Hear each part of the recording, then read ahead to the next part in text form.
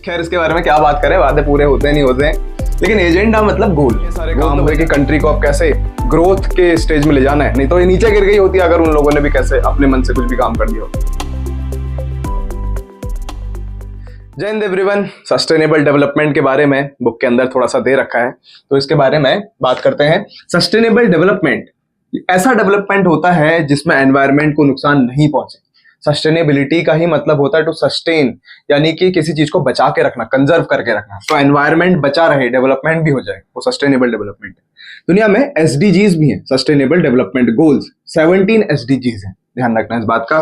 अर्थ summit इसके लिए सबसे इंपॉर्टेंट है, ये टॉपिक हमारी किताब में चैप्टर के अंदर 1992 में हुआ। इसको UNCED भी बोला जाता है, United Nations conference on environment and development. बहुत इंपॉर्टेंट पॉइंट है। 3 जून से लेके 14 जून तक 1992 में रियो के अंदर ये अर्थ समिट हुई, इंटरनेशनल अर्थ समिट। 100 से ज्यादा कंट्रीज में के लीडर्स ने इसमें पार्टिसिपेट किया। अब यहाँ क्या क्या बातें होती हैं एक एक करके हम इसको डिस्कस करते हैं। जैसे डायलॉग्स, यहाँ पर क्या किस चीज के बारे में ज्यादा बात हुई? Environment protection, environmental protection, environment को कैसे बचाया जाए, और सोशियो इकोनॉमिक डेवलपमेंट। पूरे विश्व स्तर पर, पूरे ग्लोबल लेवल पर एनवायरमेंट को बचाना है और सोशियो इकोनॉमिक डेवलपमेंट करना है। डिक्लेरेशन हुआ किसके ऊपर? ग्लोबल क्लाइमेटिक चेंज के ऊपर। 20th सेंचुरी एक ऐसी सेंचुरी रही जहां massive use, massive consumption of resources हुआ, तो उससे क्लाइमेट चेंज देखने को मिला। तो ध्यान रखना declaration. Endorsement of global forest principles, यानी कि बड़े लेवल पे एक बात एक्सेप्ट करेगी कि हाँ यार, जो ग्लोबल लेवल पे जो फॉरेस्ट है हमको उसको कैसे मैनेज करना है, कैसे बचाना है। और जो सबसे इंपॉर्टेंट इसमें है वो अडॉप्शन ऑफ एजेंडा 21। बहुत इंपॉर्टेंट है। एजेंडा 21 के बारे में सबसे ज्यादा पूछा जा सकता है। एजेंडा का मतलब होता है गोल। हम जैसे पॉलिटिकल पार्टीज होती है, वो क्या करती है, अपना एक एजेंडा बनाती हैं, ठीक है, एजेंडा बनाती हैं और उसके हिसाब से वो फिर जो वादे करती हैं, हालांकि वादे पूरे होते नहीं होते उसके बारे में यार जानते ही हम लोग। अब खैर इसके बारे में क्या बात करें, वादे पूरे होते नहीं होते हैं, लेकिन एजेंडा मतलब गोल तो बन जाता है। तो गोल किसके लिए? 21 है तो 21st सेंचुरी के लिए गोल बनाए गए, ठीक है। अब एजेंडा 21 में क्या बात करेगी? कॉम्बैट करना है। किसके साथ कॉम्बैट करना है भाई? यार जो एनवायरनमेंट को नुकसान पहुंचाए, 20th सेंचुरी में जो एनवायरनमेंट को नुकसान पहुंचाए, वो आगे आने वाले टाइम पर ऐसा नहीं हो। तो एनवायरमेंटल डैमेज को कॉम्बैट करना है। पॉवर्टी, डिजीज और ग्लोबल कोऑपरेशन के थ्रू ये सब किया जा सकता है। म्यूचुअल अंडरस्टैंडिंग कंट्रीज के बीच में, उससे ये हो सकता है। और यहां एक बात और कही कि लोकल गवर्नमेंट लेवल पे हर एक सरकार अपने लोकल लेवल में भी एक एजेंडा बनाए, खुद का एजेंडा 21 जैसा, और आगे उसी के हिसाब से चले। कुछ अदर पॉइंट्स भी हैं, जैसे क्लब ऑफ रोम 1968 में सबसे पहली बार बात करी कंजर्वेशन ऑफ रिसोर्स की। ध्यान रखना।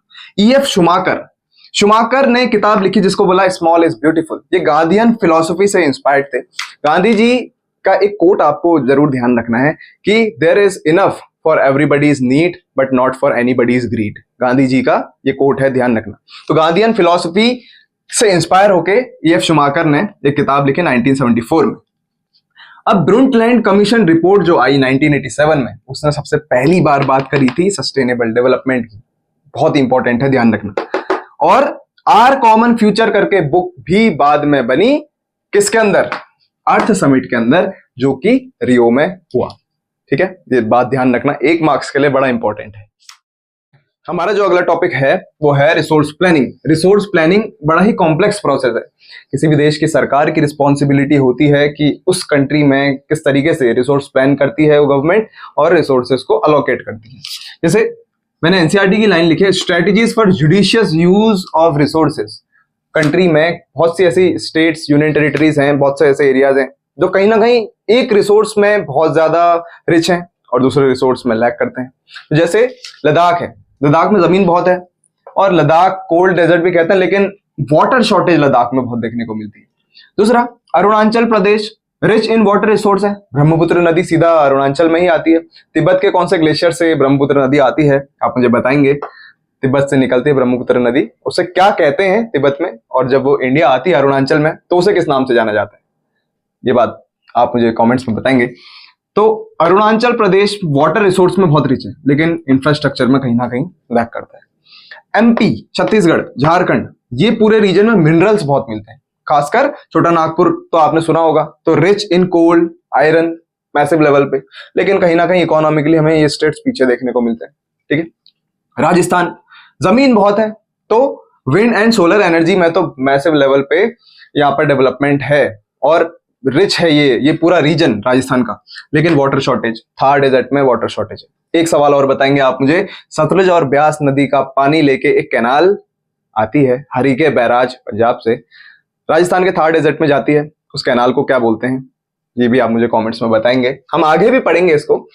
अब थोड़ा सुनिएगा, रिसोर्स प्लानिंग अच्छे से होनी चाहिए। जैसे हमारी कंट्री में रिसोर्स प्लानिंग किस तरह करी गई, जब कंट्री में अंग्रेज थे, कॉलोनियल पीरियड था, कॉलोनियल एरा के दौरान कंट्री के अंदर रिसोर्स को अंग्रेजों ने बहुत बड़े लेवल पे एक्सप्लॉइट किया, अपने लिए उन्होंने डेवलपमेंट किया, हमारे लिए डेवलपमेंट नहीं किया। रेल लाए अपने लिए लाए, रेलवे लाइन बिछाई अपने लिए बिछाई, बिल्डिंग्स बनाई अपने लिए बनाई, हमारे लिए कुछ नहीं, हमको तो थर्ड कैटेगरी का समझते थे अंग्रेज।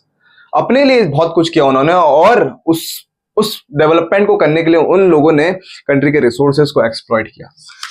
तो अब देखो, इंडिया जब फिर आजाद हुआ तो फिर कैसे हुआ, रिसोर्स प्लानिंग कैसे इंडिया में बनी, थोड़ा सा मैं आपको प्लानिंग कमीशन के बारे में बताता हूं। प्लानिंग कमीशन एक बॉडी बनाई गई सरकार के द्वारा 1950 में, और इसमें जो बात आई वो 5 ईयर प्लान्स की बात आई, यानी कि 5-5 साल के लिए प्लान बनाते जाएंगे और इजी हो जाएगा उससे कंट्री को डेवलप करना। तो फर्स्ट 5 ईयर प्लान आपको ध्यान रखना है। 1951 से 1956 के बीच में पहला 5 ईयर प्लान देखने को मिला देश में, और इसमें जो मेन फोकस था वो इंफ्रास्ट्रक्चर में था, इंस्टीट्यूशंस में था, एग्रीकल्चर में था, इरिगेशन एग्रीकल्चर।